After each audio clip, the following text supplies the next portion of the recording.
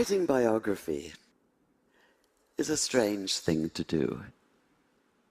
It's a journey into the foreign territory of somebody else's life. A journey, an exploration that can take you places you never dreamed of going and still can't quite believe you've been, especially if, like me, you're an agnostic Jew and the life you've been exploring is that of Muhammad. 5 years ago, for instance, I found myself waking each morning in misty Seattle to what I knew was an impossible question. What actually happened one desert night, half the world and almost half of history away?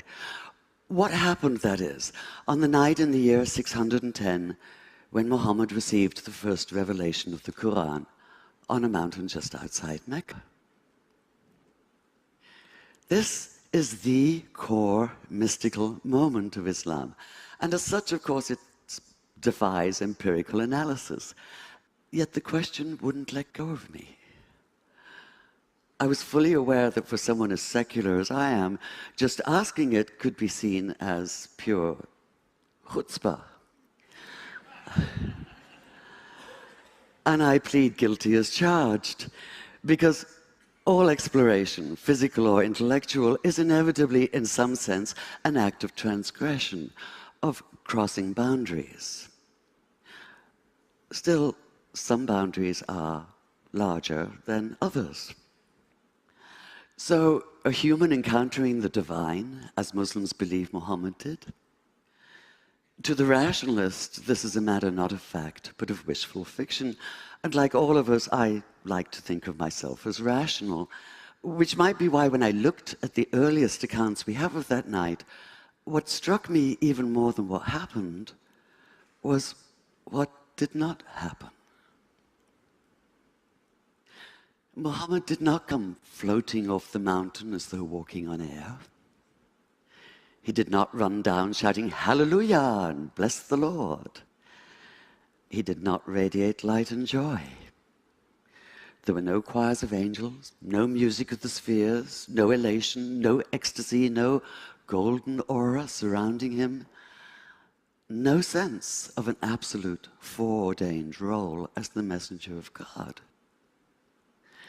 That is, he did none of the things that might make it easy to cry foul, to put down the whole story as a pious fable.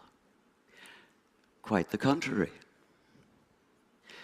In his own reported words, he was convinced at first that what had happened couldn't have been real. At best, he thought it had to have been a hallucination, a trick of the eye or the ear perhaps, or his own mind working against him. At worst, possession, and he'd been seized by an evil jinn, a spirit out to deceive him, even to crush the life out of him.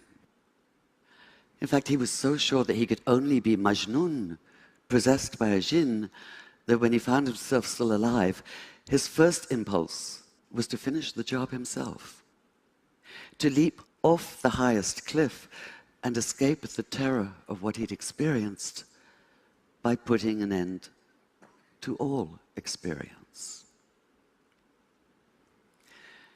So the man who fled down the mountain that night trembled not with joy, but with a stark, primordial fear. He was overwhelmed not with conviction, but by doubt. And that panicked disorientation, that sundering of everything familiar, that daunting awareness of something beyond human comprehension, can only be called a terrible awe. This might be somewhat difficult to grasp now that we use the word awesome to describe a new app or a viral video. With the exception, perhaps, of a massive earthquake, we're protected from real awe. We close the doors and hunker down, convinced that we're in control, or at least hoping for control. We do our best to ignore the fact that we don't always have it, and that not everything can be explained.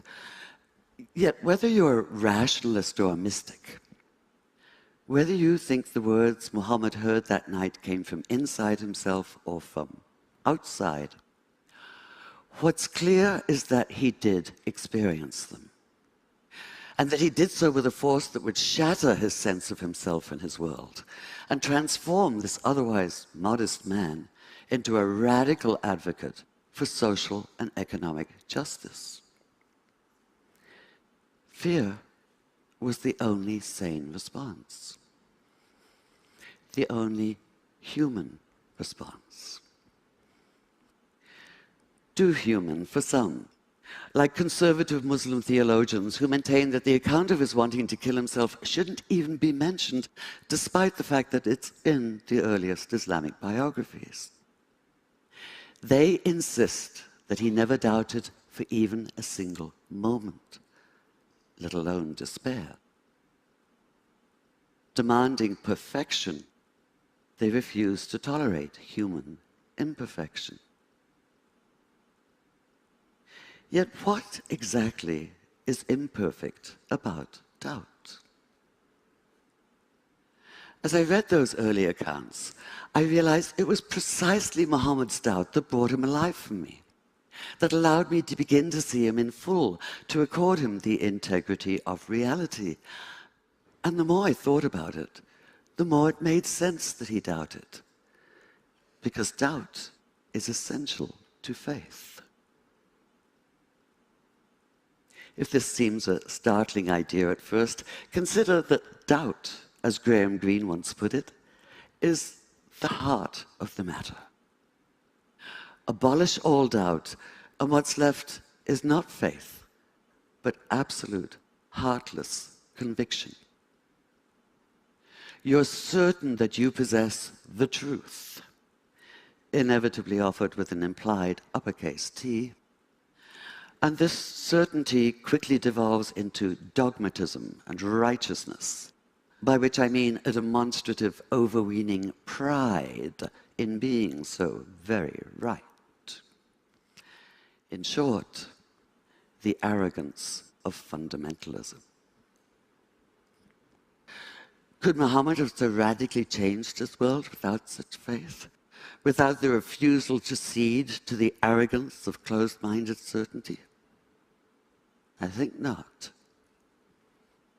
After keeping company with him as a writer for the past 5 years, I can't see that he'd be anything but utterly outraged at the militant fundamentalists who claim to speak and act in his name in the Middle East and elsewhere today.